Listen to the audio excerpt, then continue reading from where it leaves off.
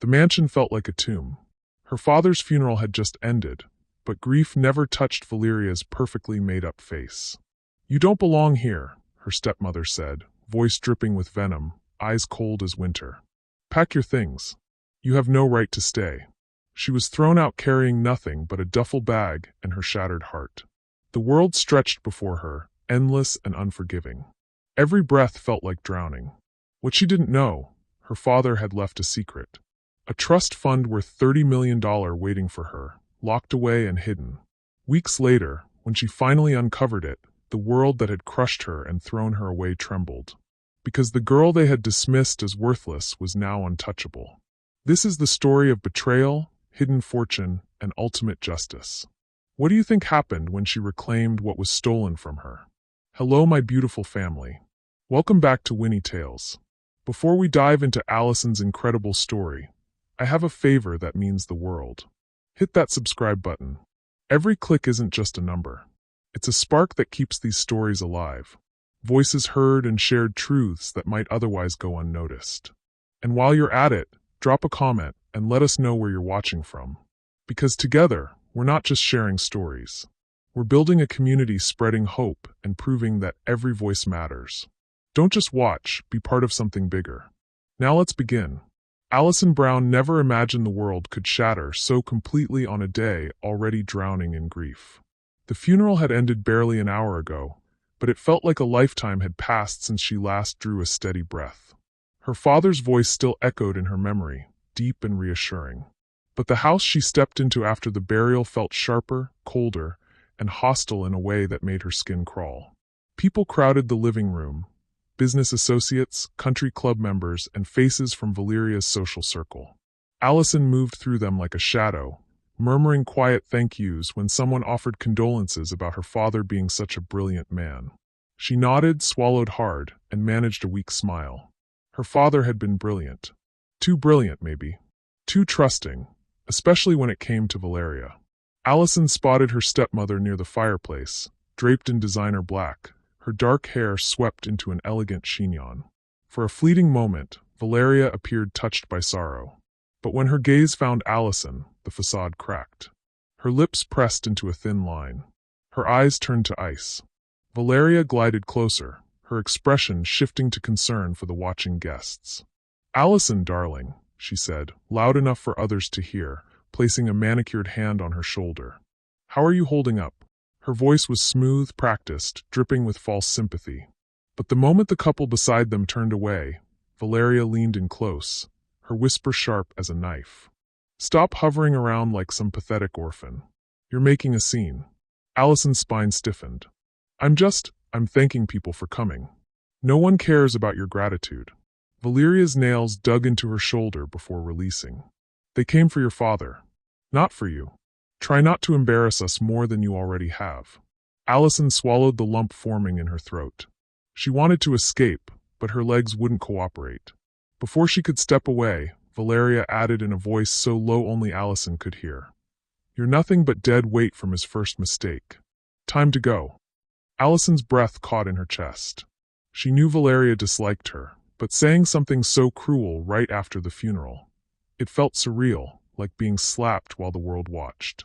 "Go where?" Allison whispered, her voice barely audible. Valeria didn't respond. She simply smiled at a passing guest, waved gracefully, then brushed past Allison as if she were invisible. Allison retreated toward the hallway, desperate for air, for space, for anything that didn't feel like suffocation. The ache in her chest grew with every heartbeat. Allison slipped into her father's study, the one room in the house that still felt like him. The scent of leather-bound books and his cologne lingered faintly in the air. She pressed her palm against his mahogany desk, half expecting him to walk through the door, briefcase in hand, asking about her day. He never would again. A knock sounded behind her. She turned to find her best friend Jessica standing in the doorway, mascara smudged beneath her eyes. "Hey," Jessica said softly. "You okay?" Allison tried to smile but couldn't quite manage it. "Not really." Jessica stepped inside and wrapped her arms around Allison. For a moment, Allison let herself lean into the embrace, let herself feel the comfort of someone who actually cared. "Valeria's been watching you like a hawk," Jessica whispered. I don't trust her. Neither do I, Allison admitted. But what can I do? This is her house now. Jessica pulled back, studying her face. Is it though? Your dad wouldn't just leave you with nothing. Before Allison could respond, Valeria's voice rang out from the living room. Allison, people are asking for you. Jessica squeezed her hand once before they returned to the crowd. The next 2 hours passed in a blur of condolences and casseroles. Allison accepted hugs from people she barely knew, listened to stories about her father's business acumen, his charitable work, his infectious laugh. Each memory felt like a fresh wound. Valeria played her part flawlessly. She dabbed at her eyes with monogrammed handkerchiefs. She spoke in hushed, trembling tones about how much William had meant to her, how lost she felt without him. She accepted sympathy with grace, her hand pressed delicately to her chest. But Allison noticed the details others missed. How Valeria's tears never quite reached her eyes. How her grief evaporated the moment someone turned away.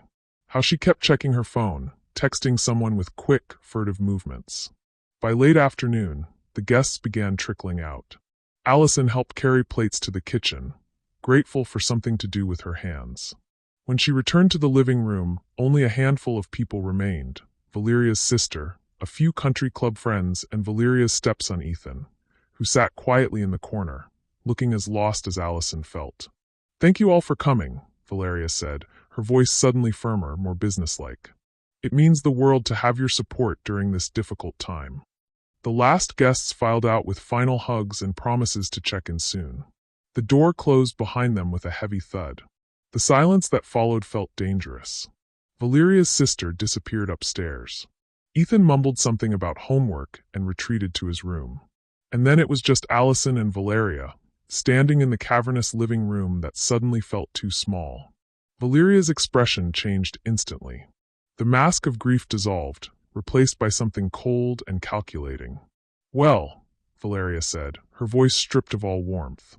I suppose we should talk. Allison's stomach twisted. About what? About your living arrangements. Valeria crossed her arms, her designer heels clicking against the marble floor as she approached. This house belongs to me now. Everything does. And I've decided I don't want you here. The words hit Allison like a physical blow. What?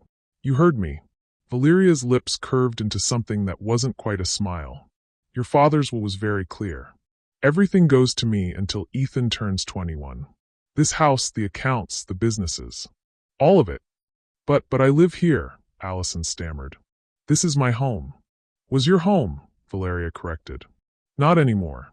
I want you out. Tonight. Allison's mind reeled. You can't just kick me out. I'm 19. I'm still in college. Where am I supposed to go? Not my problem. Valeria walked to the bar cart and poured herself a glass of wine. You're an adult. Figure it out. Please, Allison whispered, hating how desperate she sounded. Can I at least have a few days? Just to find somewhere. No. Valeria took a slow sip of wine, savoring Allison's distress. I've already had the locks changed. Your key won't work. I've also canceled the credit cards your father gave you and removed you from all the accounts. Allison felt the room tilt. You can't do this. I just did. Valeria set down her glass with a sharp clink. I've packed what I think you'll need. There's a bag by the front door. Take it and go. Allison's legs felt weak. She grabbed the back of a chair to steady herself.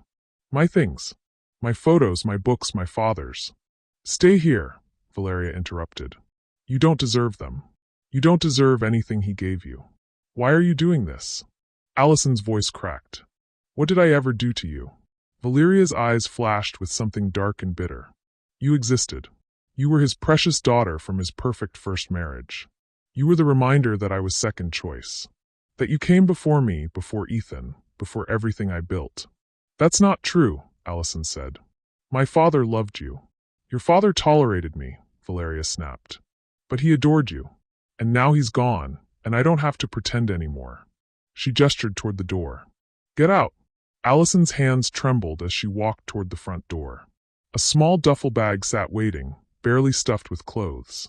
She recognized her old sweatshirt, a pair of jeans, some underwear. Nothing else.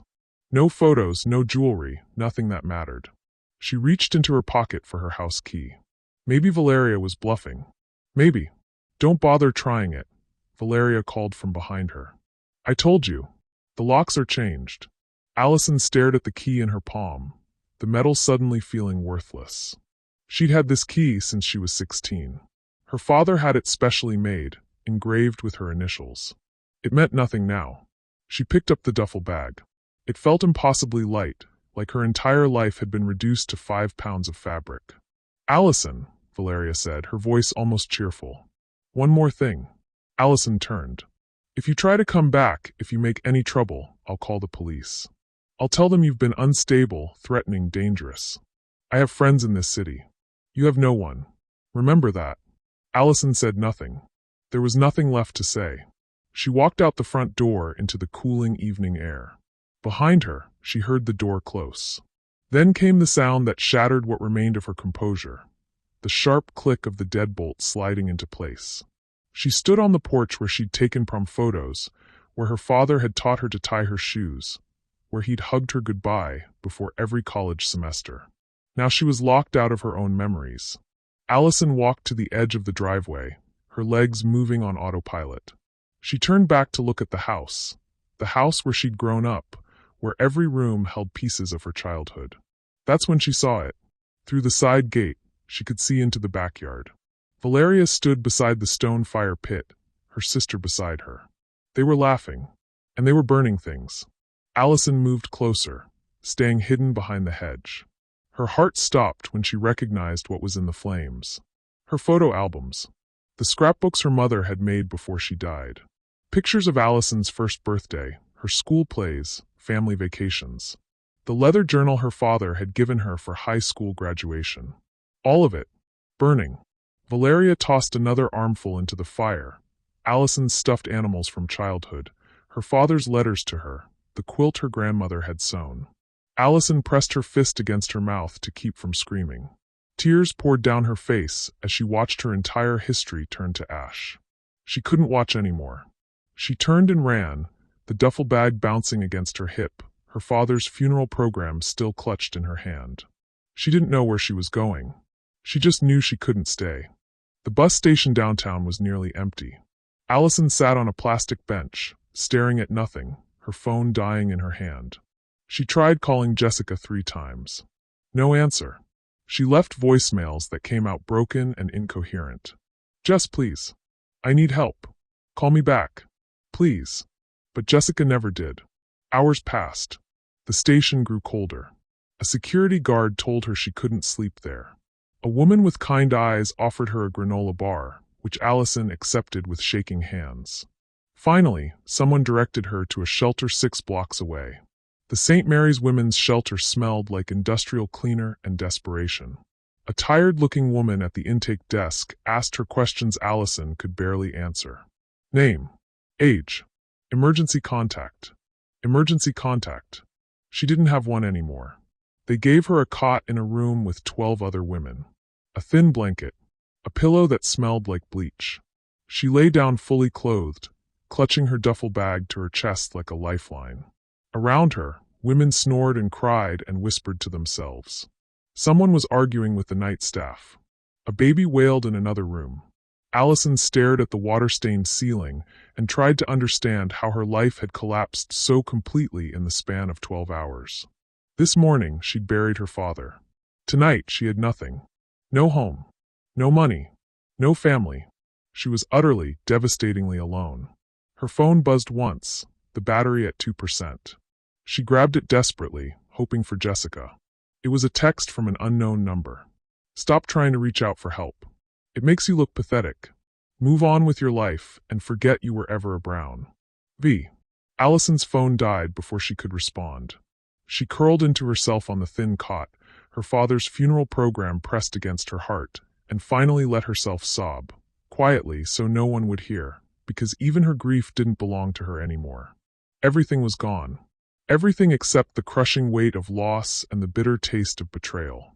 And somewhere across the city, in the house that used to be her home, Valeria was probably sleeping peacefully in her father's bed, already planning what to destroy next. Allison woke to the sound of someone crying. For a disoriented moment, She thought it was her own voice. But no. 2 cots over, a woman with gray-streaked hair sobbed quietly into her pillow, her shoulders shaking. The shelter's fluorescent lights buzzed overhead, harsh and unforgiving. Morning light filtered weakly through barred windows. Allison's body ached from the thin mattress, her neck stiff, her eyes swollen from crying herself to sleep. She sat up slowly, every muscle protesting. Around her, women were already moving, folding blankets, gathering belongings, heading to the communal bathroom. The shelter had rules. Everyone had to be out by 8 a.m. unless they had a work excuse or medical need. Allison had neither. She grabbed her duffel bag and joined the line for the bathroom. The mirror above the sink showed someone she barely recognized, hair tangled, face pale, eyes hollow. She splashed cold water on her cheeks and tried to make herself presentable with her fingers. It didn't help much. The shelter served breakfast in a cramped dining hall, watery oatmeal, burnt toast, and weak coffee. Allison forced down a few bites, her stomach churning with anxiety and grief. What was she supposed to do today? Where was she supposed to go? She pulled out her dead phone, staring at the black screen. She needed to charge it, needed to try Jessica again, needed to figure out how to survive. Allison Brown? She looked up, startled. A man in a delivery uniform stood in the doorway of the dining hall, holding a clipboard and a large manila envelope. Yes. Her voice came out scratchy. The courier approached, looking uncomfortable in the shabby surroundings. I have a package for you. I've been trying to locate you for 2 days. Your previous address was unsuccessful. Allison's throat tightened. Of course it was. She didn't live there anymore. I need to see ID and get a signature, the courier said. Allison fumbled in her duffel bag for her wallet. Her hands shook as she showed him her driver's license and scrawled her signature on his electronic pad. He handed her the envelope. It was thick, sealed with red wax, and marked with words that made her heart stop. To be delivered only if I die, William Brown. Her father's handwriting. I'm sorry for your loss, the courier said quietly, then left before she could respond. Allison stared at the envelope, her pulse hammering in her ears. Around her, the shelter's noise faded. The clatter of trays, the murmur of conversations, the scrape of chairs. All of it disappeared into white noise. Her father had left her something. Something important enough to arrange special delivery. Something he'd prepared in case he died. Her fingers trembled as she broke the wax seal. Inside was a small brass key attached to a red ribbon, a business card, and a single sheet of paper covered in her father's neat cursive. The business card read, Morris Webb. Webb and Associates. Estate Law. Below it, an address in the financial district and a phone number. Allison unfolded the letter, her vision blurring with tears before she even began reading. My dearest Allison, if you're reading this, I'm gone. I'm so sorry I couldn't tell you everything in person. I wanted to God, I wanted to so many times. But Valeria was always watching, always listening. I couldn't risk her discovering what I'd planned. The key in this envelope opens a safety deposit box at First National Bank. Box 447. Inside, you'll find documents that explain everything. Morris Webb is my attorney, the only person besides me who knows the full truth. Trust him. He will help you. Allison, I need you to understand something. I made terrible mistakes in my life. Marrying Valeria was one of them. I knew she was manipulative, that she only wanted my money and status. But I was lonely after your mother left, and I convinced myself Ethan needed a stable home. I was wrong. Valeria is dangerous. She's capable of things I didn't fully understand until it was too late. If you're reading this, she's probably already shown you who she really is. I'm sorry I couldn't protect you from that. Everything you need is waiting for you. Morris will explain. And Allison, find the truth about your mother. I should have told you years ago. I was trying to protect you both, but I see now that secrets only cause more pain. You are stronger than you know. You are my greatest achievement. Never forget that. I love you always. Dad. P.S. Trust no one except Morris. Not friends, not family, not anyone who claims to want to help. Valeria has ways of turning people against you. Be careful. Allison read the letter 3 times, tears streaming down her face. Her father had known. He'd known Valeria would hurt her. He'd prepared for this. And he'd mentioned her mother. Find the truth about your mother. But her mother was dead. She'd died in a car accident when Allison was 8. Her father had told her that. She'd been to the grave, left flowers every year on the anniversary. What truth was there to find? She carefully folded the letter and tucked everything back into the envelope. Her hands had stopped shaking. Something had shifted inside her, grief giving way to determination. Her father had left her something. A way forward. A path through this nightmare. She just had to take the first step. The offices of Webb and Associates occupied the 15th floor of a glass tower in the financial district. Allison stood outside the building, staring up at it, feeling impossibly small and out of place in her wrinkled clothes and dirty sneakers. She'd walked 40 minutes to get here, unable to afford bus fare. Her feet ached. Her duffel bag cut into her shoulder. She probably smelled like the shelter, industrial soap and desperation. But she was here, and she wasn't leaving without answers. The lobby was all marble and chrome, intimidatingly elegant. A security guard eyed her suspiciously as she approached the desk. "I have an appointment," she lied. "With Morris Webb." "Name?" "Allison Brown." The guard made a call, spoke quietly into his phone. Allison's stomach twisted. What if her father had been wrong? What if this Morris Webb didn't exist, or didn't know anything, or... 15th floor, the guard said, handing her a visitor badge. "Mr. Webb is expecting you." Allison blinked. "He is. He's been expecting you for 3 days, miss. Said you'd come when you were ready." The elevator ride felt endless. Allison watched the numbers climb, her reflection in the polished doors showing someone who looked half-broken but still standing. The doors opened onto a quiet hallway lined with expensive art. A reception desk sat empty. Beyond it, a door stood ajar, warm light spilling out. "Miss Brown," a voice called from inside. "Please come in." Allison stepped into the office and found herself face to face with Morris Webb. He was younger than she'd expected, mid-40s, with kind eyes behind wire-rimmed glasses and silver threading through his dark hair. He stood immediately, coming around his desk with his hand extended. "Allison, I'm so glad you found me. I'm Morris Webb. Your father was one of my closest friends." His handshake was warm and firm. His eyes held genuine sympathy. "Please sit." He gestured to a leather chair. "Can I get you anything? Coffee, water?" "Water," Allison managed. Her throat felt like sandpaper. Morris poured from a glass pitcher, adding ice and a slice of lemon. Such a small kindness, but it made Allison's eyes sting with fresh tears. "I received your father's letter," she said, her voice steadier than she felt. "He said you would explain everything." Morris nodded slowly. He returned to his desk and pulled out a thick file folder. "Your father came to me 2 years ago. He was concerned about Valeria's behavior, her spending, her controlling nature, the way she isolated you from him. He wanted to make sure you were protected if anything happened to him." "Protected how?" Morris opened the folder. He created a private trust, completely separate from his will, hidden from Valeria and structured in a way that she couldn't touch it, contest it, or even know about it until it was too late. Allison leaned forward. "A trust?" "Yes." Morris pulled out a document and slid it across the desk. "Your father transferred significant assets into this trust over the past 2 years. Real estate holdings, stock portfolios, business interests. All of it designated for you, and you alone."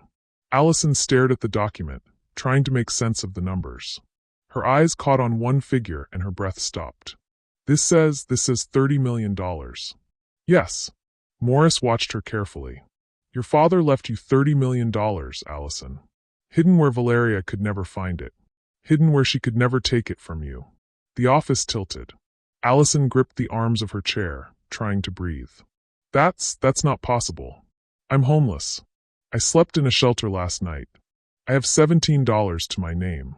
If my father had money, why would he?" "Because the public will was different," Morris explained gently. "The will Valeria knows about leaves everything to her as Ethan's guardian until he turns 21. Your father did that deliberately to avoid suspicion. He knew if he cut her out completely, she'd fight it, contest it, drag you through years of legal hell. So he gave her everything? He gave her what she could see. The house, the visible accounts, enough to keep her satisfied. But the real wealth, the trust, the hidden assets, that's yours. He protected it. He protected you." Allison felt tears sliding down her cheeks. He knew she'd throw me out. Yes, Morris said quietly. He knew exactly what she'd do. And he made sure you'd survive it. Why didn't he tell me? The words came out broken. Why didn't he warn me? Morris sighed. He was afraid. Valeria was watching everything, your conversations, your movements. He couldn't risk her discovering the trust. If she'd known, she would have found a way to destroy it before he died. Before he died, Allison repeated slowly. Do you think she? I think, Morris said carefully, that your father's death was very convenient for Valeria. And I think he suspected she might try something. That's why he moved so quickly to secure your future. Allison pressed her hands to her face. $30 million. Hidden. Protected. Hers. She wasn't destitute. She wasn't helpless. Her father had saved her. There's more, Morris said. Your father left instructions. About your mother. Allison looked up sharply. What about her? Morris pulled out another envelope, this one sealed. He said to give you this when you were ready. He said it would explain everything. Allison reached for it with trembling fingers. Everything was about to change again. She could feel it. Allison didn't open the envelope about her mother. Not yet. She tucked it carefully into her duffel bag, needing time to process everything Morris had already revealed. $30 million. A secret trust. A father who had known exactly what monster he'd married. There's something else you need to know, Morris said, his expression darkening. Valeria isn't going to let this go quietly. What do you mean? Allison asked, though dread was already pooling in her stomach.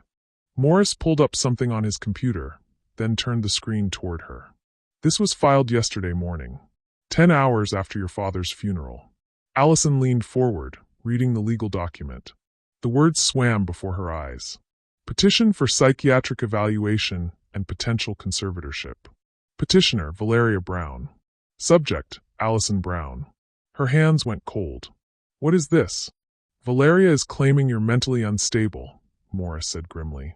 She's petitioning the court to have you evaluated by a psychiatrist. If successful, she could have you declared incompetent to manage your own affairs. But I'm not. I'm perfectly fine. I know that. But if she can convince a judge otherwise, she can block your access to the trust. She can have you institutionalized. She can take control of everything your father left you. Allison felt the room spinning. She can't do that. She has no evidence. Morris's expression grew even darker. She's creating evidence. He pulled out a stack of papers, laying them across his desk like a spread of poisoned cards. Police report filed yesterday afternoon. Claims you stole jewelry from the estate before you left. Several pieces worth over $50,000. I didn't take anything. Allison's voice rose. She threw me out with a duffel bag. I believe you. But the jewelry is missing. Valeria reported it stolen. Your fingerprints would be all over the house. You lived there. It's your word against hers. He laid out another document. Complaint filed with your university. Claims you've been exhibiting erratic behavior, missing classes, showing signs of substance abuse. That's insane. I've been on the dean's list every semester. Here. Morris slid another paper forward. Psychiatric evaluation completed by Dr. Richard Thornton, dated 3 days ago. Allison stared at the document. It was typed on official letterhead, complete with signature and stamp. Patient exhibits signs of severe depression, paranoid ideation, and possible substance dependency. Recommend immediate psychiatric hold for evaluation and treatment. Patient is a danger to herself and potentially others. I've never seen this doctor in my life, Allison whispered. I know. Dr. Thornton is a psychiatrist Valeria plays tennis with at the country club. This evaluation is completely fabricated. You were never examined. That's illegal. Yes. And proving it will take time. Time Valeria is using to destroy your credibility. Morris pulled up another screen. This appeared in the society pages this morning. Allison read the headline, while rising in her throat. Brown heiress in crisis. Family sources reveal troubled past. The article was vicious. It painted her as a spoiled, unstable girl who'd struggled with mental health issues for years. It claimed she'd been in and out of rehabilitation centers. That she'd stolen from her father. That she'd threatened Valeria and had to be removed from the home for everyone's safety. Every word was a lie. How is this legal? Allison's voice shook. How can they just print lies? They cite anonymous family sources, Morris said. Technically, they're protected. And Valeria has friends at that publication. She's calling in favors, pulling strings, building a narrative. What narrative? Morris met her eyes. That you're mentally ill, drug-addicted, and dangerous. That you're making false claims about a trust fund that doesn't exist. That you're delusional, grieving poorly, and need psychiatric intervention. Allison stood abruptly, pacing to the window. The city stretched below, normal people living normal lives, unaware that hers was being systematically dismantled. She's doing this because of the trust, Allison said. She knows about it. I don't think so. Not yet. Morris stood as well. But she suspects something. Your father was too careful, too secretive in his final months. Valeria knows he was planning something, and she's making a preemptive strike. If she can have you declared incompetent before the trust is revealed, she can challenge your ability to receive it. Can she do that? If she succeeds in having you institutionalized, if she gets a conservatorship, if she convinces enough people you're unfit, yes. She can tie this up in court for years. And even if you eventually win, your reputation will be destroyed. Allison pressed her forehead against the cold glass.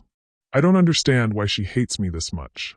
Because you represent everything she can't have, Morris said quietly. Your father's genuine love. His first family. His real legacy. She's spent years pretending to be someone she's not, and you're the reminder that she'll never truly belong. So she's going to destroy me. She's going to try. Morris moved to stand beside her. But we're not going to let her. Allison turned to face him. How do we stop this? Carefully. Strategically. We document everything. We gather evidence proving her claims are false. We prepare for a legal battle. He paused. And you stay away from her. Don't engage, don't respond, don't give her any ammunition. What about my things? My photos, my father's letters. Already gone, Morris said gently. I'm sorry. One of my investigators drove by the house last night. There was a fire in the backyard. She's destroying evidence of your life there. Allison felt something crack inside her chest. Her childhood, her memories, her father, all of it turned to ash. I have nothing, she whispered. You have $30 million and an attorney who knew your father for 20 years, Morris corrected. You have more than Valeria thinks. A sharp knock interrupted them.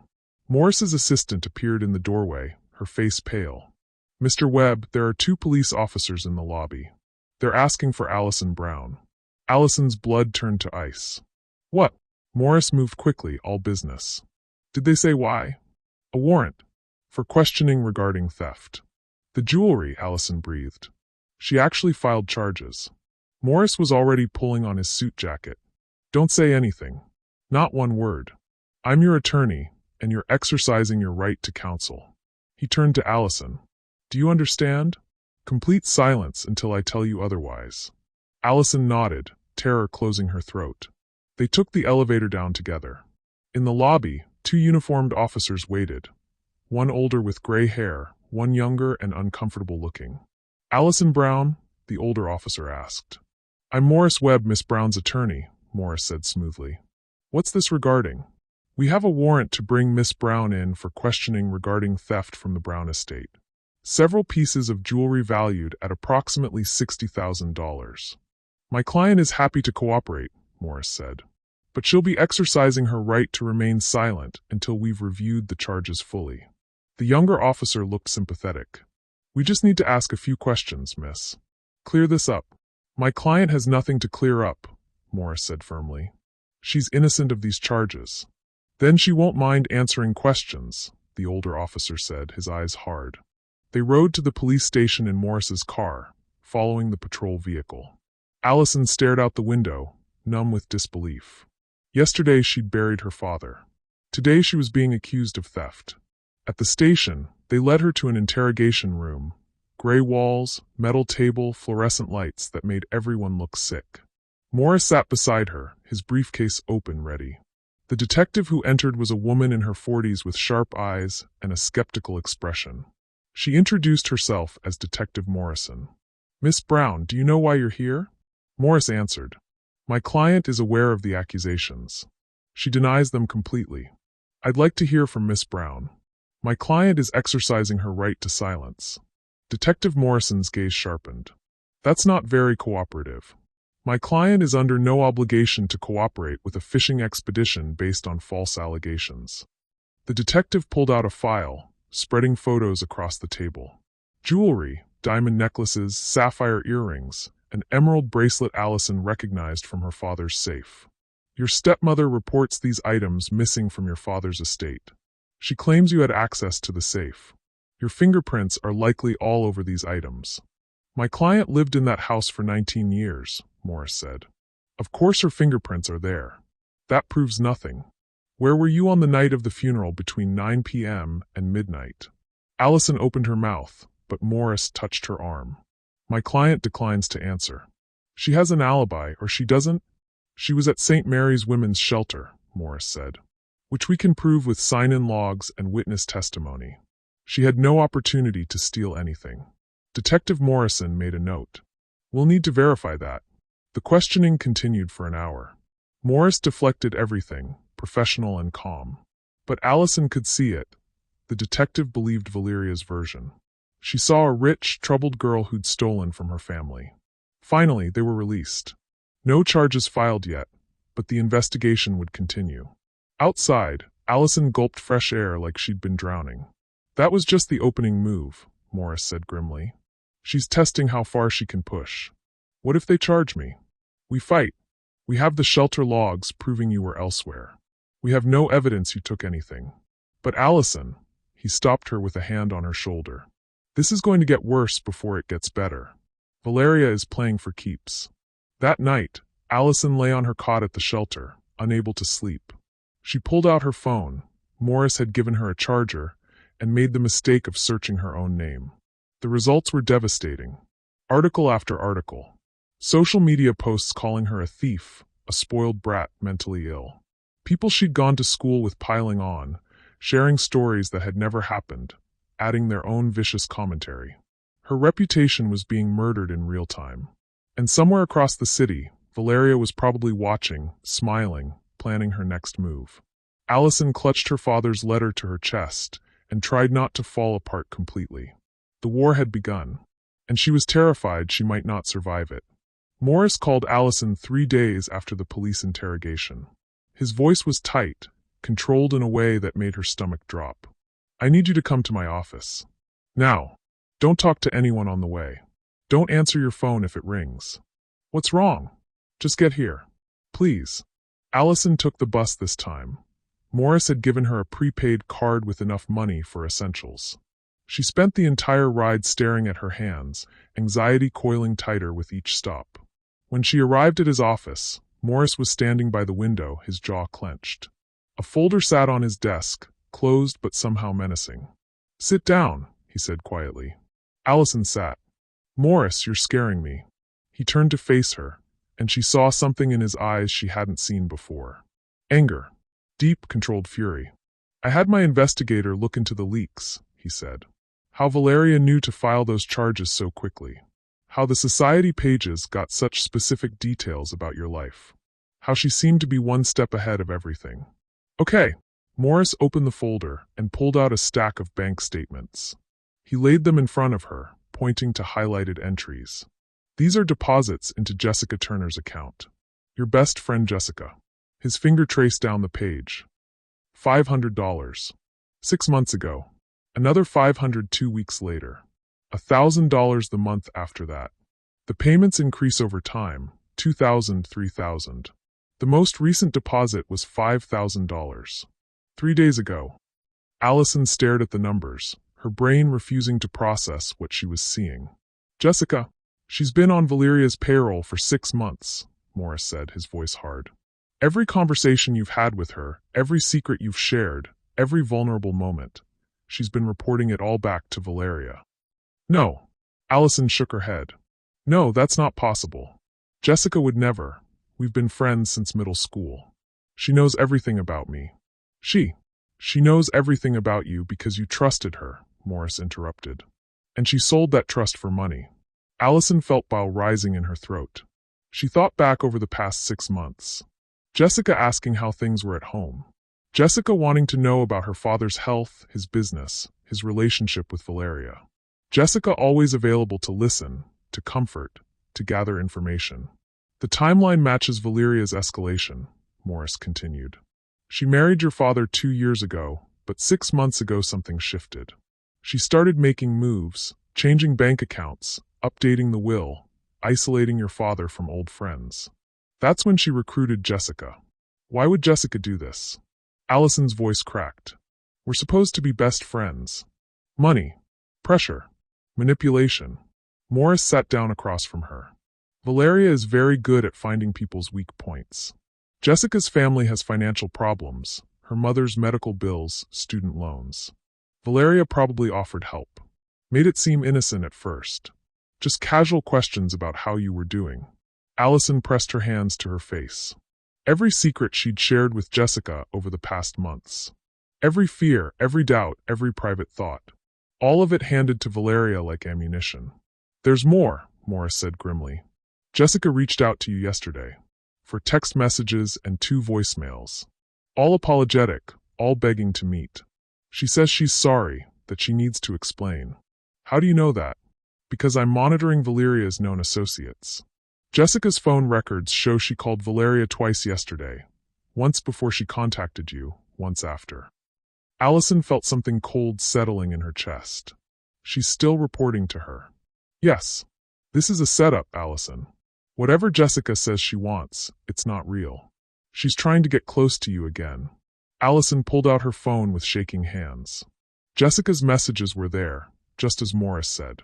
Allison, please. I need to talk to you. I'm so sorry. I know you're going through hell. I want to help. Please let me help.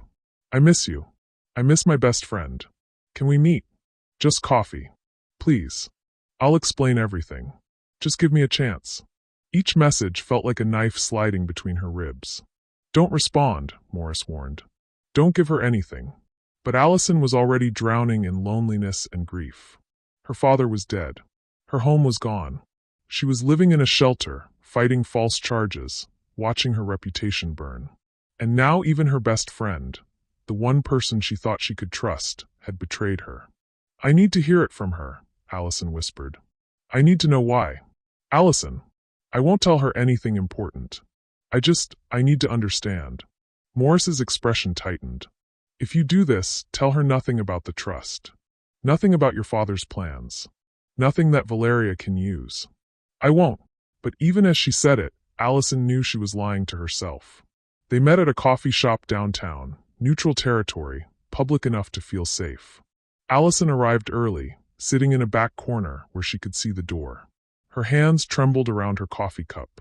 Jessica arrived exactly on time, looking perfect as always. Honey blonde hair in a neat ponytail, designer jeans, cashmere sweater. She spotted Allison and her face crumpled with what looked like genuine distress. Allison. Jessica slid into the chair across from her, reaching for her hands. Oh my God, I've been so worried about you. Allison pulled her hands back. Have you? Jessica's eyes filled with tears. I heard what Valeria did. Throwing you out like that. The police interrogation. The horrible things in the papers. It's so unfair. How did you hear about the police? Allison asked quietly. I didn't tell anyone. Jessica faltered for just a second. Everyone's talking about it. You know how this town is. Right. Everyone. Allison's voice was flat. Like Valeria. Does everyone include her? Jessica's face paled. What are you talking about? I know, Jessica. The words tasted like ash. I know about the money. The payments. I know you've been reporting everything I tell you back to Valeria. Jessica's careful mask cracked. Tears spilled over, but Allison couldn't tell if they were real or performance. I'm so sorry, Jessica sobbed. I didn't want to. I swear I didn't want to. But my mom, her treatment, we were going to lose the house. Valeria offered to help, and at first it was just innocent questions. How you were doing, how your dad seemed. I didn't think it mattered. 6 months, Jessica. 6 months of lies. I know, and I hate myself for it. Jessica grabbed a napkin, wiping her eyes. But Allison, you have to understand, Valeria is terrifying. Once I started, I couldn't stop. She said if I backed out, she'd tell everyone I'd been spying. She'd ruin my family. So you let her ruin me instead. I thought you'd be okay. Your father loved you so much. I thought you'd be taken care of." Jessica leaned forward, desperate. "But then he died and Valeria kicked you out, and I realized how bad it was. That's why I'm here. I want to help you now. For real." Allison wanted to believe her. God, she wanted to believe someone still cared. "How can I trust anything you say?" "You can't," Jessica admitted. "But let me prove it. Let me help. What can I do?" And that's when Allison made her mistake. The loneliness was too much. The isolation too complete. She needed an ally so desperately that she ignored every warning Morris had given her. "My father left me something," Allison said quietly. "A trust fund, hidden from Valeria. If I can access it, I can fight back." Jessica's eyes widened. "A trust fund? How much?" "Enough. Enough to expose her. There's also a journal. My father documented everything. Her manipulation, her lies, maybe even evidence about his death." "Where's the journal?" "Hidden. In his office at the house." Allison leaned closer, lowering her voice. "I need to get it before she finds it and destroys it." Jessica nodded slowly, her expression intense. "I could help with that. I still go to the house sometimes. Valeria asks me to check on Ethan. I could look for it." "Really?" Hope flared in Allison's chest. "You'd do that?" "Of course." Jessica squeezed her hands. "I owe you that much. Just tell me where to look." And Allison did. She described the office, the desk, her father's hiding places. She explained about the trust, the attorney, the conditions she had to meet. She poured out everything, desperate for connection, for help, for someone to be on her side. Jessica listened with perfect sympathy, asking gentle questions, taking mental notes. They talked for an hour. When they finally parted, Jessica hugged her tight. "I'm going to make this right," Jessica whispered. "I promise." Allison wanted to believe her. She really did. 24 hours later, Morris called again. His voice was ice. "Tell me you didn't meet with Jessica Turner." Allison's heart stopped. Tell me you didn't tell her about the trust." Silence. "Goddamn it, Allison." Morris never swore. The fury in his voice was terrifying. "Legal motions were filed this morning. Valeria is challenging the trust's validity. She's claiming your father was mentally incompetent when he created it. She's demanding full financial disclosure and psychiatric evaluation before you can access any funds. But she didn't know about the trust. She does now. The filing contains specific details that only you, me, and your father knew. Dollar amounts. The name of the bank. The conditions attached. Information you obviously shared with Jessica." Allison felt the floor disappearing beneath her. She said she wanted to help. She wanted information. And you handed her everything. Morris's breathing was harsh. "Do you understand what you've done? Valeria now knows about the trust. She's mounting a legal challenge that could tie this up in court for years. And she has ammunition. Your meeting with Jessica, your unstable behavior, your desperate attempts to claim money you supposedly knew nothing about. I didn't know she'd. You knew she'd been reporting to Valeria for 6 months. I showed you bank records. What did you think would happen?" Allison was crying now, hard sobs that shook her whole body. I was so alone. I needed someone. You have someone. You have me. You have a legal team. But you trusted the person who's been betraying you for half a year, and now we're fighting an uphill battle we might not win." The line went quiet for a moment. When Morris spoke again, his voice was calmer but no less serious. "Allison, you can't do this anymore. You can't trust anyone but me. Not friends, not family, not people who claim they want to help. Valeria has gotten to everyone around you. She's turned them into weapons against you." "I'm sorry," Allison whispered. "Sorry doesn't undo the damage. We move forward from here." A pause. "And Allison?" "Jessica called Valeria 17 minutes after you left that coffee shop. The call lasted 43 minutes. Whatever you told her, Valeria knows every word." Morris hung up. Allison sat on her cot in the shelter, staring at her phone. Jessica's last text was still on the screen. "Thanks for trusting me. I won't let you down." Except she had. Again. And this time, Allison had no one to blame but herself. The betrayal burned worse than anything Valeria had done because this time, Allison had seen it coming and walked straight into it anyway. She was truly alone now. Completely and utterly alone. Morris didn't contact Allison for 3 days after the Jessica disaster. 3 days of silence that felt like punishment. She spent those days at the shelter, avoiding everyone, replaying her mistakes on an endless loop. On the 4th day, he called. My office. 1 hour. His tone was still cold, but at least he was talking to her. When Allison arrived, Morris was standing at his desk, organizing papers with sharp, precise movements. He didn't look up when she entered. Sit. She sat. He finished what he was doing, then finally met her eyes. I've been doing damage control. The trust challenge is serious, but not insurmountable. Valeria's attorneys are arguing your father was under duress, possibly medicated, when he created it. They're painting you as manipulative and him as vulnerable. That's backward, Allison said. She's the one who. I know, and we can prove it. But we need evidence stronger than he said, she said. Morris pulled a chair around and sat facing her, his expression intense. Your father anticipated this. All of it. Which is why he left something that changes everything. Allison leaned forward. What? A journal. A detailed, dated account of everything that happened in the final 2 years of his life. Morris opened a folder containing photocopies of pages. He started keeping it after he married Valeria. Initially, I think it was just processing his thoughts. But it became something more. Documentation. Evidence. He slid the copies toward her. Allison recognized her father's handwriting immediately, neat, methodical, heartbreaking in its familiarity. March 15th, Valeria insisted I fire Robert today. She said he was incompetent, but Robert has managed my finances for 15 years. The real reason?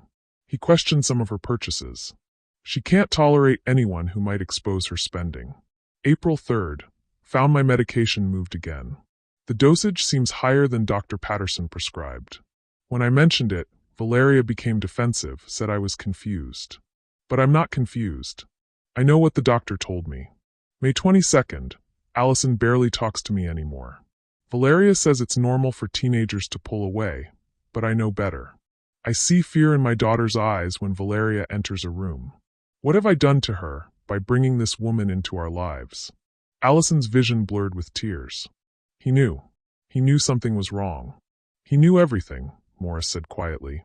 He documented Valeria's manipulation, her financial fraud, her isolation tactics. He wrote about suspicious changes to his medical care. And he had doubts about Ethan's paternity, doubts he was planning to investigate. Where is it? The original journal? Morris's expression darkened. That's the problem. Your father hid it. He told me where, but only in code. He was paranoid, rightfully so, that someone might force me to reveal its location. What did he tell you? Morris pulled out a small note card with her father's handwriting.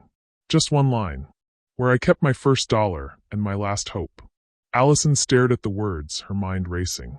His first dollar. Mean anything to you? She closed her eyes, thinking. Her father had told her stories about his childhood, his first business ventures, the framed dollar bill he'd kept from his first sale.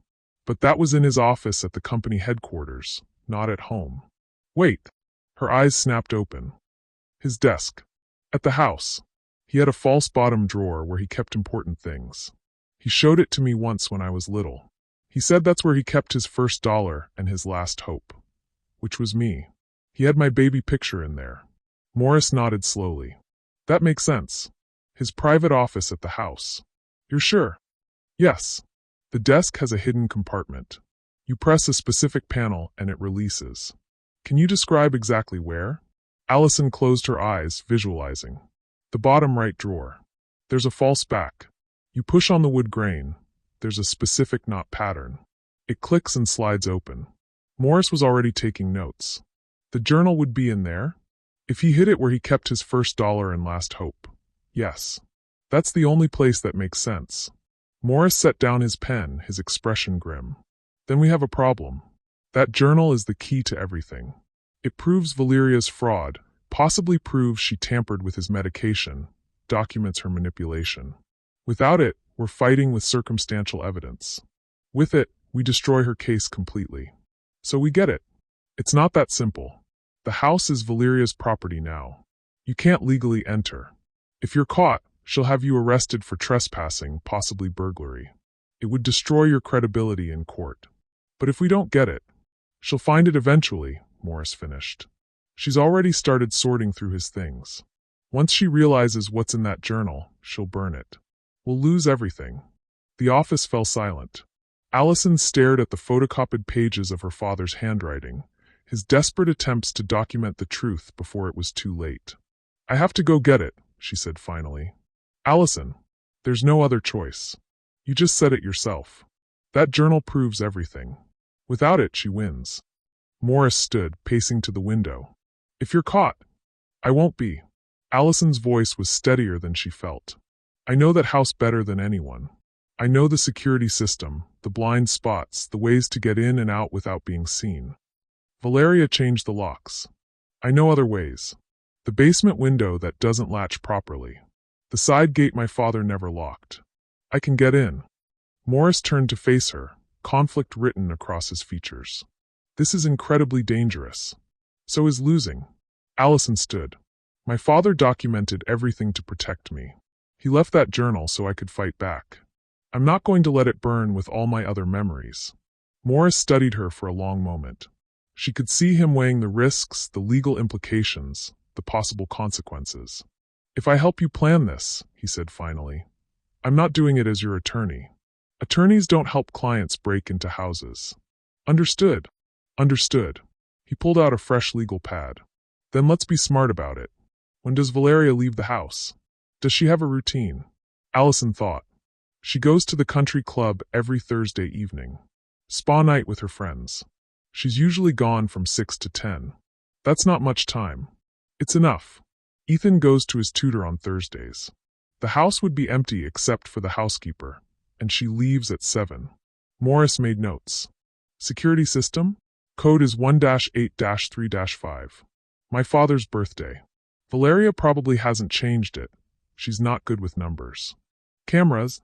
Front door and driveway. But the basement entrance isn't covered.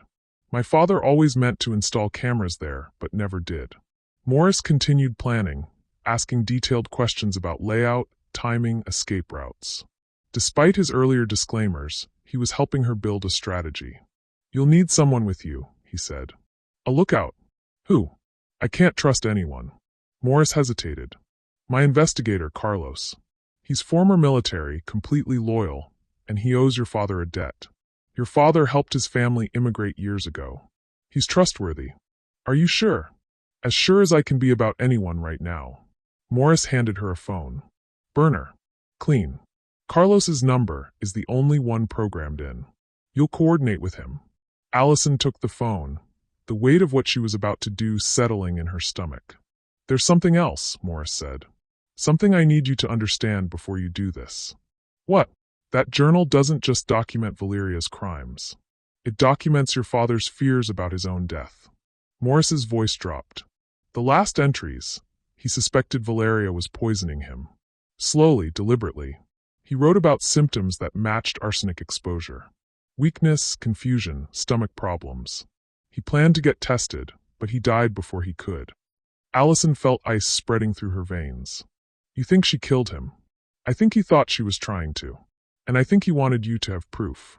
Morris met her eyes. If that journal proves Valeria murdered your father, this stops being about money. It becomes about justice. The word hung in the air between them. Justice. For her father.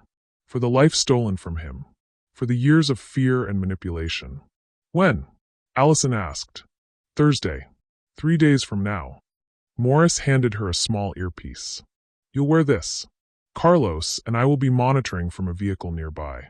If anything goes wrong, you abort immediately. Okay. Morris studied her face. You understand what you're risking? I understand what I'm risking if I don't do this. Allison tucked the burner phone into her jacket. My father left that journal for me. He trusted me to find it, to use it, to finish what he started. He also trusted you to be smart and careful. Then I'll be both.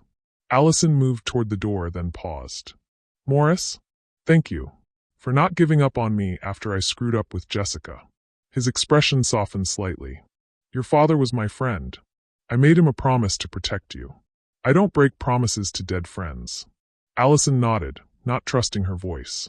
As she left his office, she felt something shifting inside her. Fear was still there, but something else too. Determination. Purpose. Her father had fought Valeria in secret for 2 years, documenting her crimes, planning his daughter's protection. Now it was Allison's turn to fight.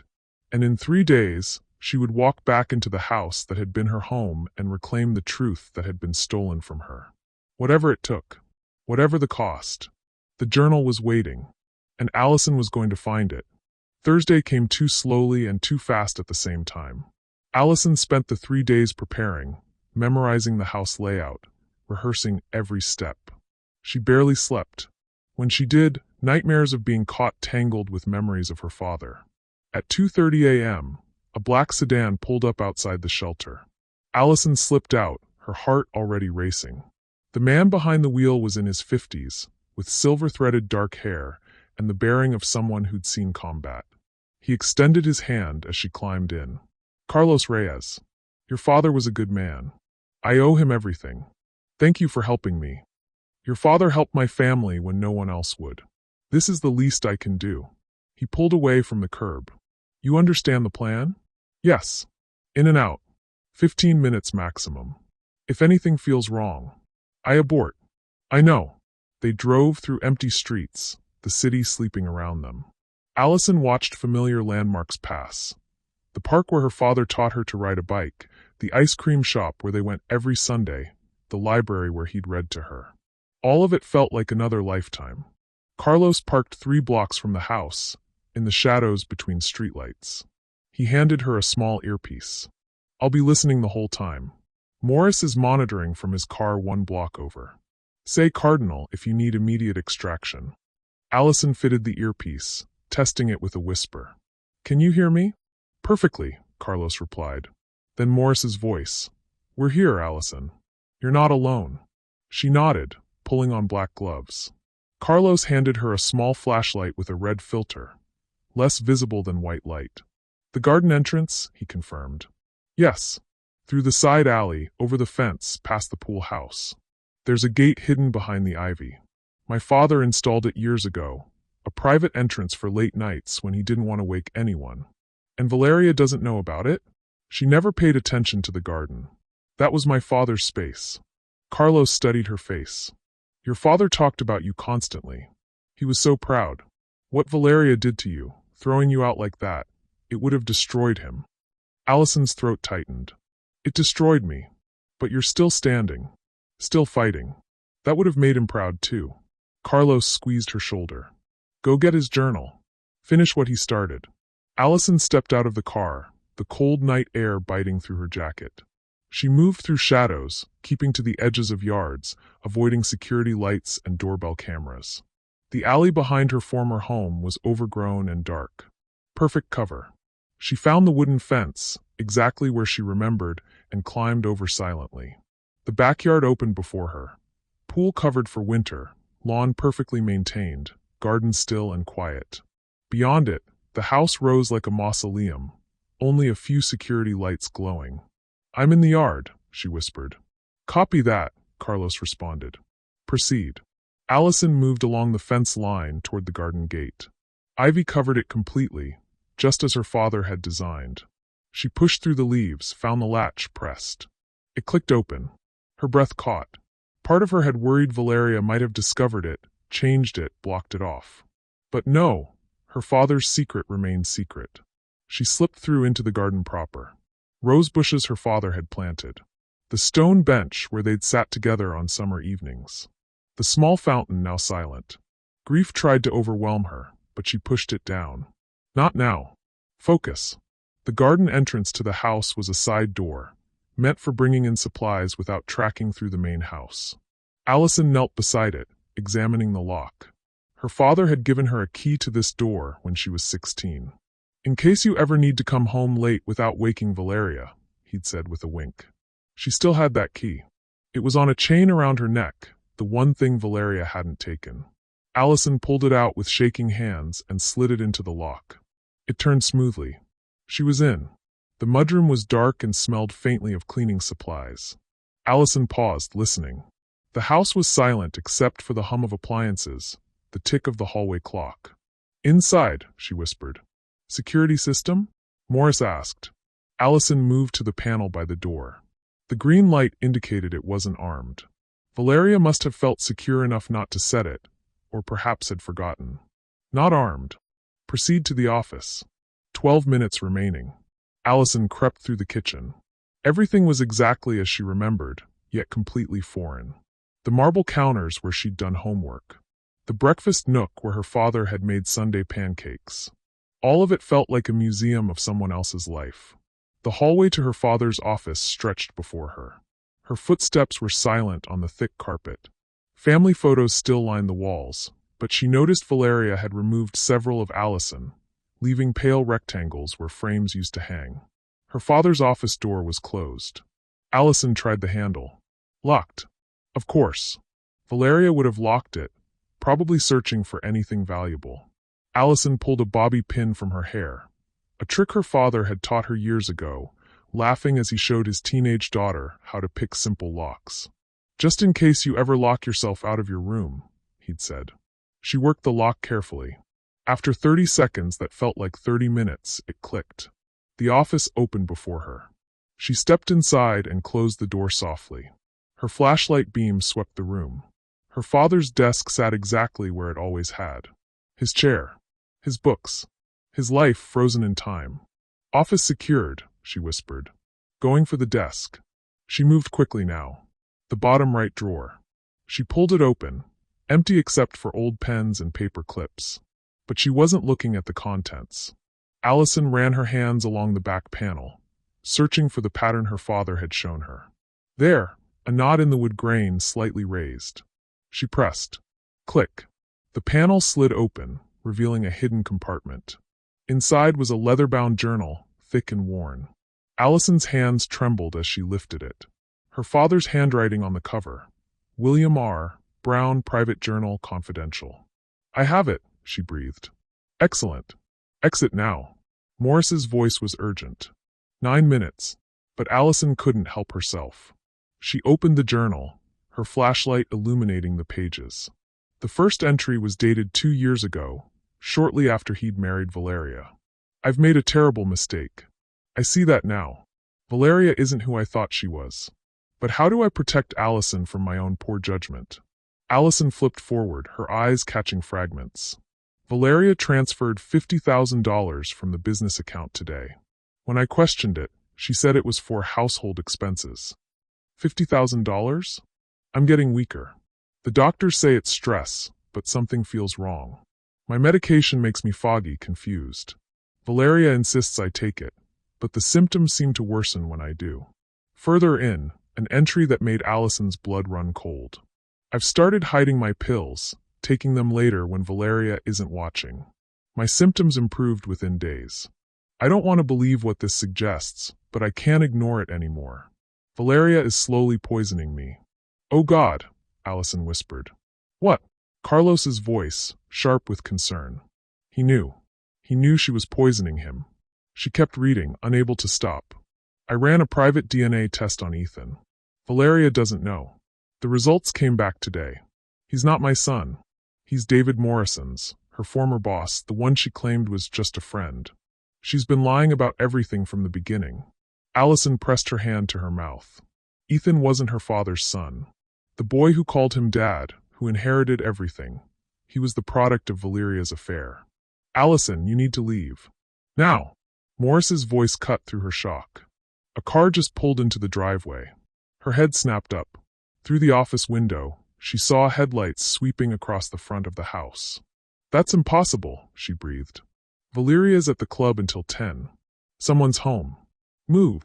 Allison shoved the journal into her jacket and ran for the door. Behind her, she heard a car door slam. Voices. She sprinted through the hallway, back toward the kitchen. Her earpiece crackled. "Front door opening," Carlos warned. "They're coming in." Allison's heart hammered as she reached the mudroom. Through the kitchen doorway, she saw lights flicking on in the foyer. "Told you I heard something." Valeria's voice, sharp and suspicious. "Check the office." Allison slipped through the garden door and closed it silently behind her. She was running before it fully latched, sprinting across the garden. Behind her, lights blazed on. The back floodlights activated, illuminating the yard. "Security system just armed," Morris said urgently. "They know someone was there." Allison dove through the ivy-covered gate, not bothering to close it. She could hear shouting from the house. "Stop! Someone's in the yard."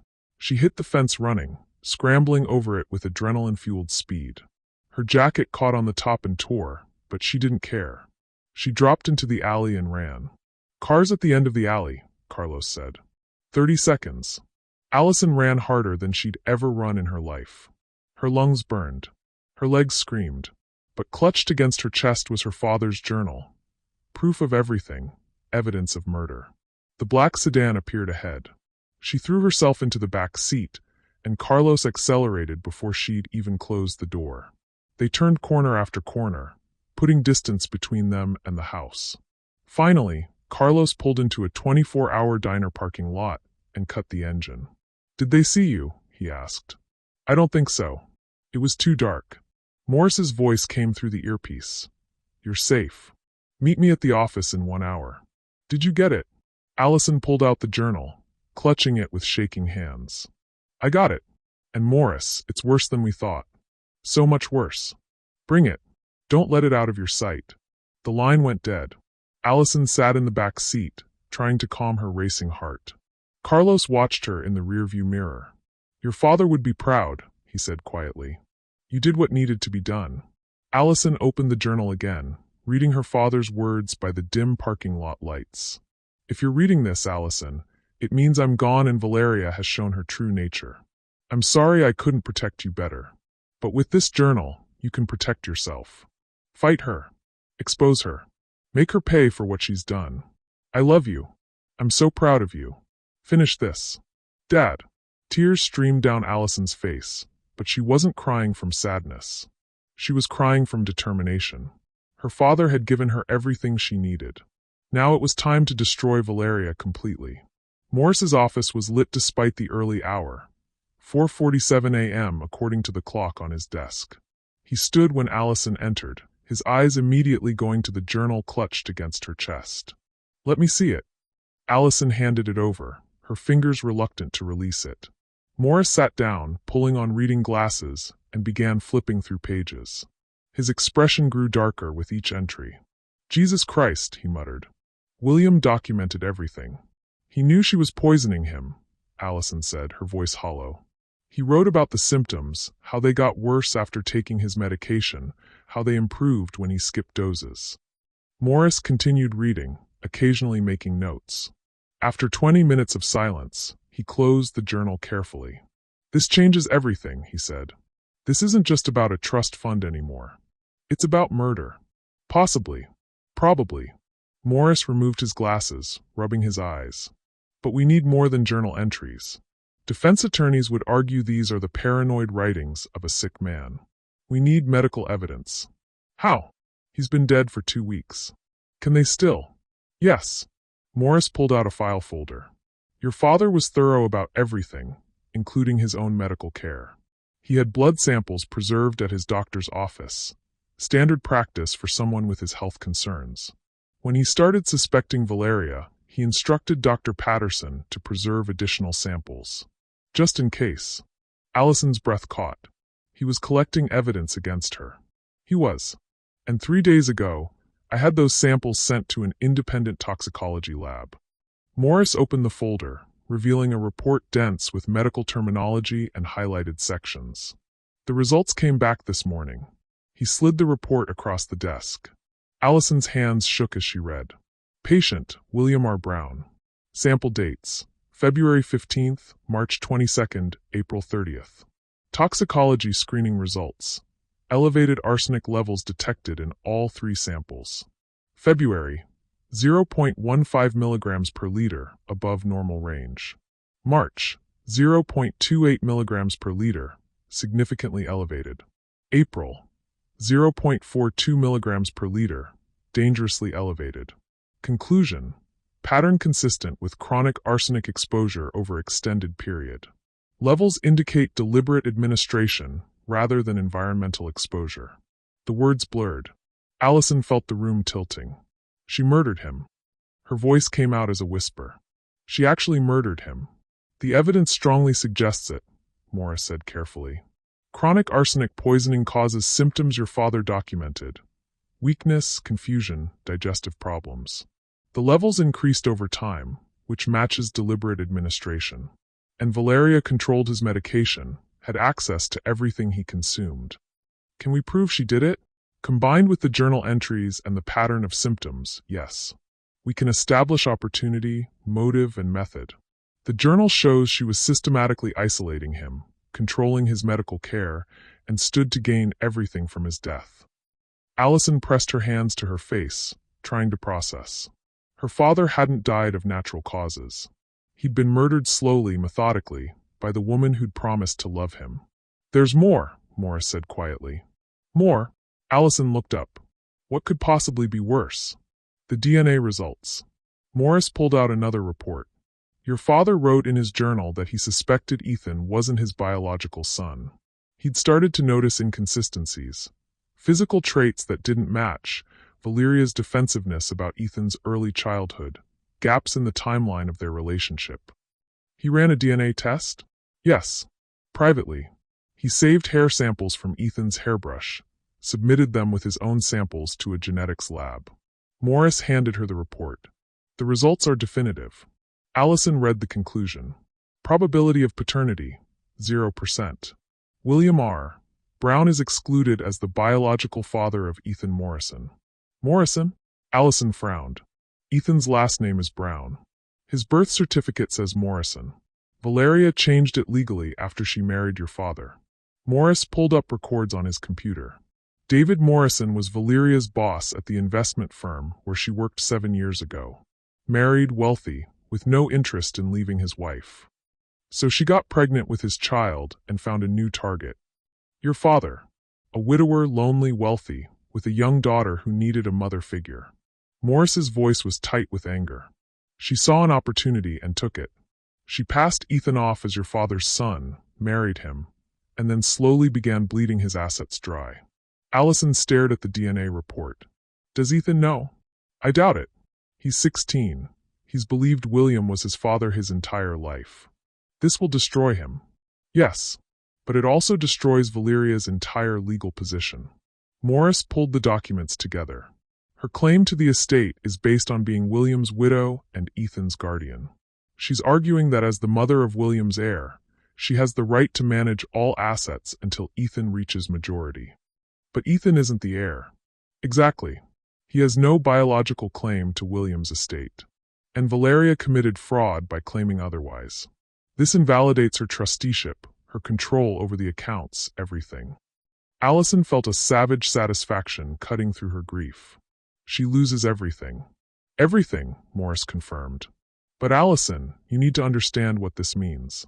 We're not just fighting a civil case about a trust fund anymore. This is criminal.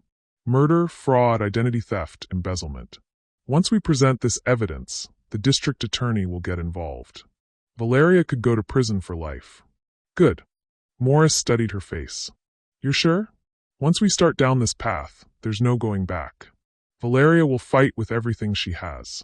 She'll try to discredit the evidence, attack your credibility, claim your father was delusional. It will be brutal. She murdered my father, Allison said, her voice steady despite the tears on her cheeks. She stole years of his life, poisoned him slowly, made him suffer. And then she threw me out like garbage and tried to destroy me too. I want her to pay for everything she's done. Morris nodded slowly. Then we go to war. But we do it strategically. We need to organize this evidence carefully, build an airtight case before we make any moves. What do we need? Morris began listing items on his fingers. First, we need to verify David Morrison is Ethan's biological father. We have William excluded, but we need positive confirmation. I've already started the process. Morrison's DNA is on file from a paternity case years ago. Results should come back in 3 days. Second, we need financial forensics. The journal mentions embezzlement, but we need documentation. Bank records, transaction histories, evidence of funds being diverted. Third, we need witness testimony. household staff, your father's doctors, anyone who observed Valeria's behavior and William's declining health. Can we get all that? We can. It takes time, but we can build a case that's unassailable. Morris's expression was fierce. Your father started this work. We're going to finish it. Allison took a shaky breath. What about Ethan? When he finds out? That's complicated, Morris admitted. He's a minor, and he's a victim of Valeria's deceptions too. The court will appoint a guardian ad litem to protect his interests. But Allison, you need to prepare yourself. When this comes out, it will destroy his entire identity. Everything he thought he knew about his family will be a lie. I don't want to hurt him, Allison said quietly. He never did anything to me. He's just a kid caught in the middle of his mother's schemes. I know, but the truth is the truth. We can't protect him from it. Morris gathered the reports together. I'm filing an emergency motion with the court tomorrow morning. We're requesting an immediate stay on all estate proceedings pending criminal investigation. We're presenting the toxicology report and the journal entries as evidence of fraud and potential murder. How will Valeria react? Violently. Expect her to escalate. More accusations against you, more attempts to discredit this evidence. She's cornered now, and cornered animals are dangerous. Allison thought about the woman who'd smiled at funeral guests while planning to throw a grieving daughter onto the street. The woman who'd poisoned her husband slowly, watching him deteriorate while pretending to care. Let her try, Allison said. I have everything I need now. My father made sure of that. Morris stood, extending his hand. Your father would be incredibly proud of you. You've shown more strength in 2 weeks than most people show in a lifetime. Allison shook his hand, then surprised them both by pulling him into a brief hug. Thank you. For believing me. For fighting for me. Always, Morris said quietly. Until this is finished. As Allison left his office, the sky was beginning to lighten with dawn. She walked to the parking lot where Carlos waited to drive her back to the shelter. How did it go? He asked. We have her, Allison replied. We have evidence of everything, the murder, the fraud, all of it. Carlos smiled grimly. Good. William deserves justice. As they drove through the waking city, Allison clutched her father's journal against her chest. Inside were his final words, his desperate attempts to protect her from beyond the grave. She opened to the last entry, dated 3 days before his death. I'm getting weaker. If Valeria succeeds in what I suspect she's attempting, I want Allison to know. None of this is her fault. She is my greatest joy, my proudest achievement. She deserves every penny, every opportunity, every bit of happiness I can give her. Valeria took my health, my peace, my final years. But she will not take my daughter's future. I've made sure of that. Fight her, Allison. Fight with everything you have. And know that I'm with you, always. I love you beyond measure. Dad. Allison closed the journal, tears streaming silently down her face. I'm fighting, Dad, she whispered. I promise. I'm going to finish this. And somewhere, she hoped he could hear her. The war was far from over. But for the first time since his funeral, Allison felt like she might actually win. The courthouse steps felt impossibly steep. Allison climbed them slowly, Morris at her side, cameras flashing from every direction. Reporters shouted questions she didn't answer. Miss Brown, is it true your stepmother poisoned your father? Allison, how does it feel to accuse your family of murder? Are you doing this for revenge or money? Morris guided her through the chaos, his hand firm on her elbow. Eyes forward. Don't respond. Let the evidence speak. Inside, the marble halls echoed with footsteps and whispers. People stared as they passed, some with sympathy, others with naked curiosity.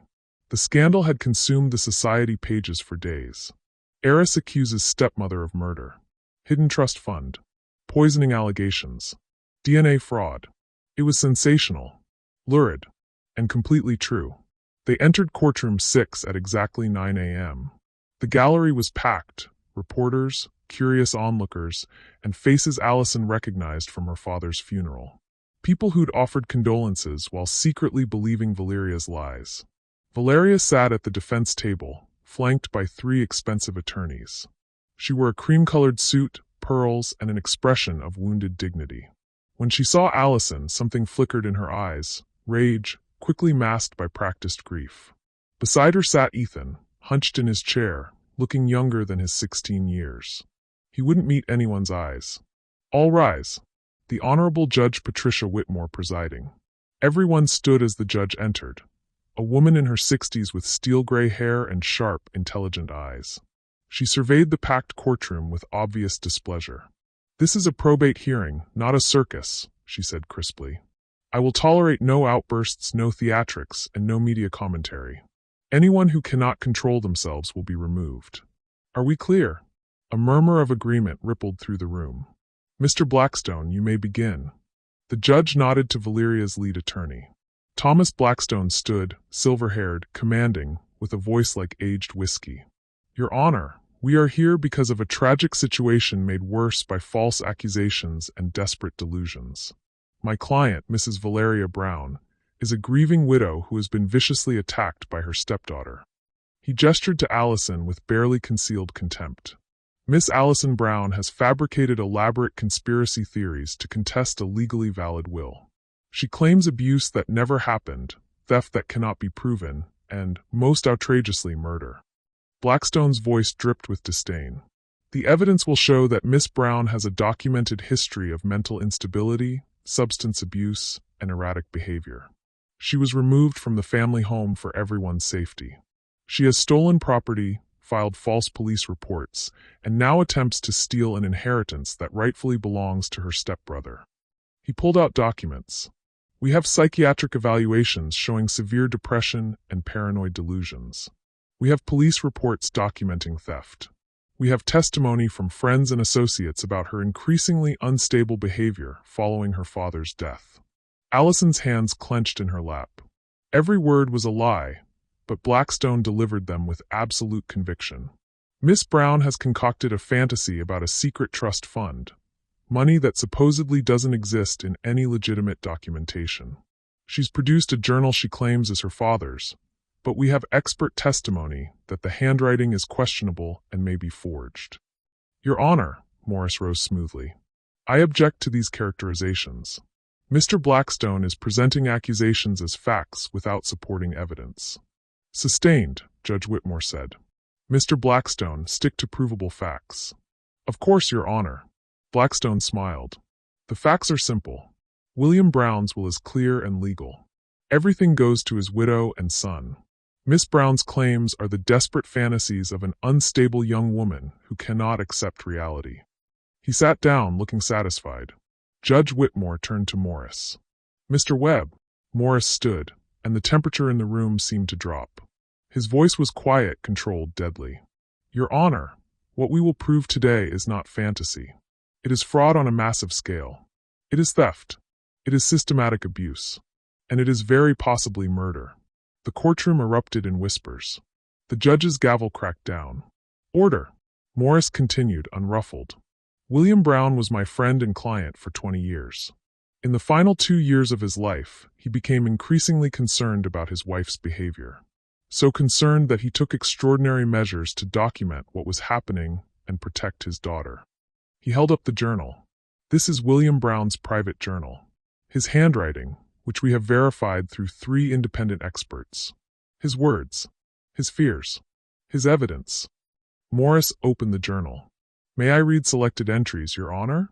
"Proceed." Morris's voice filled the courtroom, steady and clear. "March 10th. Valeria transferred another $50,000 from the business account today. When I questioned it, she became angry, defensive. She said I was losing my memory, that I'd approved it. But I never approved anything. April 2nd, I'm getting weaker. The doctors can't explain it. But I noticed the symptoms worsen after taking my medication. The medication Valeria insists I take on her schedule, not the doctor's. May 15th, I'm hiding my pills now. Taking them later when she's not watching. Within 3 days I feel better. Stronger. My mind clears. I don't want to believe what this suggests, but I can't ignore it anymore." Allison watched Valeria's face. The mask was cracking, tiny fissures of panic breaking through. Morris turned the page. "June 3rd, I've confirmed it. The pills Valeria gives me are not what Dr. Patterson prescribed. I had them analyzed. They contain arsenic. Small amounts, but consistent. She's been poisoning me. My own wife is trying to kill me. The courtroom exploded. Reporters bolted for the doors. The judge's gavel hammered repeatedly. Order! Order, or I will clear this courtroom. Silence fell, charged and electric. Your Honor, Morris continued, we have toxicology reports from preserved blood samples showing elevated arsenic levels that increased over time. We have medical records documenting symptoms consistent with chronic poisoning. And we have William Brown's own words describing what was being done to him. He called his first witness, Dr. Sarah Mitchell, toxicology expert. A woman in her 40s took the stand, was sworn in, and presented her findings with clinical precision. The elevated arsenic levels, the pattern of deliberate administration, the timeline that matched William's deteriorating health. Valeria's attorney cross-examined aggressively, but Dr. Mitchell was unshakable. The evidence was clear. Next came Dr. Patterson, William's personal physician. He testified about Valeria's insistence on controlling William's medications, her anger when questioned, the prescriptions that somehow changed without his knowledge. Then Morris dropped the next bomb. Your Honor, we also have DNA evidence. He pulled out the report. William Brown suspected that Ethan Morrison, the boy known as Ethan Brown, was not his biological son. He ran a private DNA test before his death. Ethan's head snapped up, his face draining of color. The results are conclusive. William Brown is excluded as Ethan's biological father with 100% certainty. Further testing confirms that David Morrison, Valeria's former employer, is the biological father. Ethan made a sound, a choked gasp that cut through the courtroom. He turned to Valeria, his face twisted with betrayal. Mom! His voice broke. Mom, what is he talking about? Valeria reached for him, but he jerked away. Ethan, don't listen to them. Is it true? Tears streamed down his face. Dad wasn't my father? Valeria's composure finally shattered. It's complicated. Is it true? The silence that followed was answer enough. Ethan stood abruptly, knocking his chair over. You lied to me. My whole life, everything. You lied about everything. He ran from the courtroom, the door slamming behind him. Valeria started to follow, but her attorneys held her back. She sat down slowly, her face ashen. Morris wasn't finished. Your Honor, we also have financial forensics. He presented thick binders of evidence. Over the past 2 years, Valeria Brown systematically embezzled $8.4 million from William Brown's business accounts. False invoices, dummy corporations transferred funds. All documented here. An accountant took the stand, walking through the evidence with devastating clarity. Each fraudulent transaction, each hidden account, each lie. Finally, Morris called Maria Santos, the housekeeper who'd worked for William for 15 years. Mrs. Santos, did you witness any concerning behavior from Mrs. Brown? Maria's voice shook. Yes. She was cruel to Miss Allison. Called her terrible names when Mr. Brown wasn't around. I saw her throw away Mr. Brown's medication and replace it with different pills. I saw her burn Miss Allison's belongings after the funeral. Did you ever voice concerns? Once. Mrs. Brown threatened to have me deported. Said she had connections with immigration. I was afraid. Morris questioned 2 more staff members. Both told similar stories. Valeria's cruelty, her manipulation, her control over every aspect of William's life. By the time Morris rested his case, Valeria sat motionless, her attorneys whispering urgently to her. Judge Whitmore reviewed the evidence in silence. Finally, she looked up. I have heard enough. Mrs. Brown, stand. Valeria rose shakily. The evidence presented today is overwhelming and disturbing. The journal is authenticated. The toxicology reports are conclusive. The DNA evidence is undeniable. The financial fraud is documented beyond question. The judge's voice was ice. I am immediately validating the trust established by William Brown for his daughter Allison. The public will is suspended pending criminal investigation. All assets currently controlled by Mrs. Brown are frozen. Furthermore, I am ordering Mrs. Brown's immediate arrest on charges of fraud, embezzlement, and suspicion of manslaughter. Bailiffs.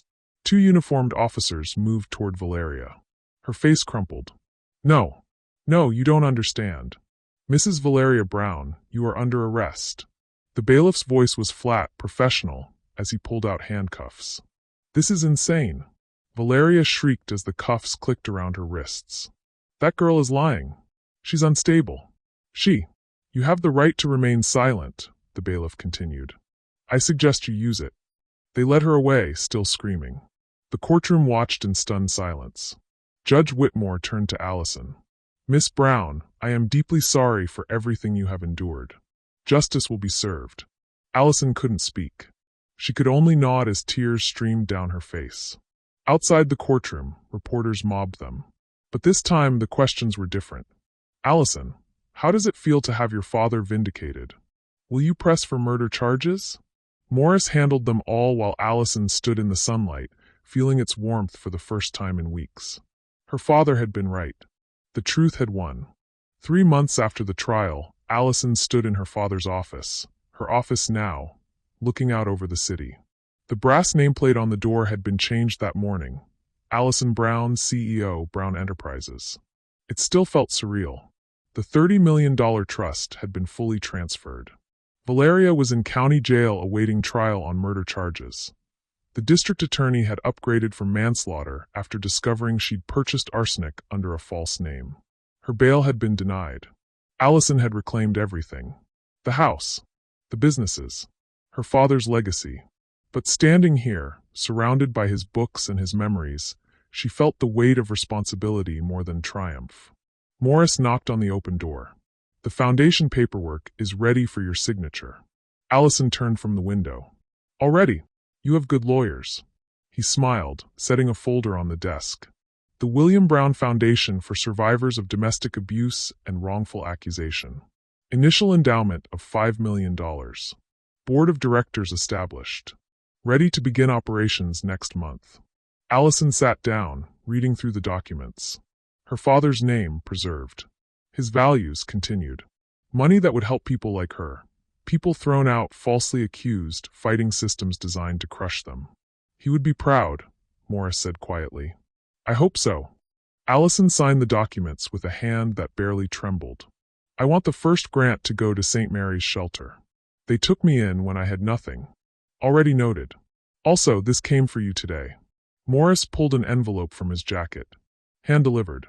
The return address is Ethan Morrison. Allison's breath caught. She hadn't seen or spoken to Ethan since he'd run from the courtroom. She knew he'd been placed with a foster family while the courts sorted out his legal status. David Morrison had refused to acknowledge him, and Valeria obviously couldn't care for him from jail. Should I? Allison hesitated. Read it. He deserves that much. After Morris left, Allison opened the envelope with shaking hands. Dear Allison, I don't even know if you'll read this. I wouldn't blame you if you threw it away. I've been in therapy 3 times a week, trying to process everything. My entire life was a lie. The man I called Dad wasn't my father. My mother is a murderer. And you, the sister I barely knew, you were the one telling the truth the whole time. I'm so sorry. I'm sorry I didn't see what she was doing to you. I'm sorry I believed her lies. I'm sorry I didn't stand up for you when she kicked you out. I was a coward and you paid the price. My therapist says I'm a victim too, but that feels like an excuse. I should have known. I should have seen. I don't expect you to forgive me. I don't expect anything. But I wanted you to know that I'm sorry and that your dad, because he was your dad, not mine. He was kind to me even though I wasn't his. That means something. I hope you're doing okay. I hope you find peace. I'm sorry for everything. Ethan. Allison read the letter 3 times, tears blurring the words. Ethan had been used, just like her. A pawn in Valeria's schemes. A child who'd believed his mother's lies because what else could he do? She pulled out her phone and typed carefully. Ethan, you were a victim too. You were a kid who trusted his mother. That's not a crime. I don't blame you for any of this. If you ever want to talk, I'm here. You were my father's son in all the ways that mattered. That makes us family. Allison. She hit send before she could second-guess herself. 2 minutes later, her phone buzzed. Thank you. That means more than you know. Allison set the phone down, feeling something loosen in her chest. Forgiveness, maybe. Or just the release of carrying so much anger. A reminder chimed on her computer. 2 p.m., First National Bank. The safety deposit box. The one her father had left a key for in that first envelope. She'd been so focused on the trust and the trial that she'd never opened it. Today felt like the right day. First National Bank was quiet on a Wednesday afternoon. The manager recognized her immediately. Her face had been all over the news. Miss Brown, of course. Box 447. Right this way. He led her to a private viewing room and brought the long metal box, setting it on the table before discreetly withdrawing. Allison stared at the box, her heart pounding. This was it. The last piece of her father's puzzle. She lifted the lid. Inside were documents. Thick stacks of them. A smaller envelope sat on top, marked simply, "For Allison, about your mother." Allison's hands trembled as she opened it. "My dearest Allison, if you're reading this, you've survived everything I feared would happen. You've uncovered the truth about Valeria. You fought for what's yours. I'm so proud of you. Now you deserve to know the truth about your mother. Rebecca didn't die in a car accident. That was a lie I told to protect both of you. The truth is far more complicated and painful. When you were 8, Valeria became obsessed with erasing your mother from our lives completely. She hired a private investigator to dig up dirt on Rebecca. She made threats. She said if Rebecca ever came near you again, she'd make sure something happened that would destroy her. I didn't take it seriously at first. Then Rebecca's car was tampered with, brake lines cut. She survived, barely. That's when I knew Valeria was capable of anything. I went to Rebecca and explained everything. We made an impossible choice. She would disappear. I would tell you she died. And she would go into a kind of unofficial witness protection with help from a federal agent I knew. It destroyed me to lie to you. To watch you grieve someone who was still alive. But keeping you both safe was more important than my guilt. Rebecca has been living under a new identity in Portland, Oregon. Her name is Sarah Mitchell. The address and phone number are in this box. She never wanted to leave you. She thinks about you every single day. I've sent her updates over the years, photos, report cards, everything. She knows you, even if you don't know her. It's time for you to have your mother back. Time for all the lies to end. I love you. I'm sorry for all the pain these secrets caused. Dad. Allison couldn't breathe. Her mother was alive. Alive. For 15 years, she'd mourned someone who was living in Portland. Who thought about her. Who'd been forced away by Valeria's threats. Valeria had taken so much. More than money, more than comfort. She'd stolen Allison's mother. Allison rifled through the documents with shaking hands. A new driver's license showing her mother's face, older, but unmistakably her. An address in Portland. Phone records showing calls between her father and a Portland number. And photographs. Recent ones. Her mother at a farmer's market. Her mother reading on a park bench. Her mother existing, alive, real. Allison pulled out her phone and dialed Morris. I need to go to Portland. Now. Today.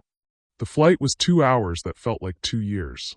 Allison stared out the window, trying to prepare herself for what she'd say. How do you greet a mother you thought was dead? How do you bridge 15 years of absence? The taxi from the airport took her to a modest neighborhood of craftsman houses and tree-lined streets. Number 847 had a blue door and flower boxes in the windows. Allison stood on the sidewalk, paralyzed.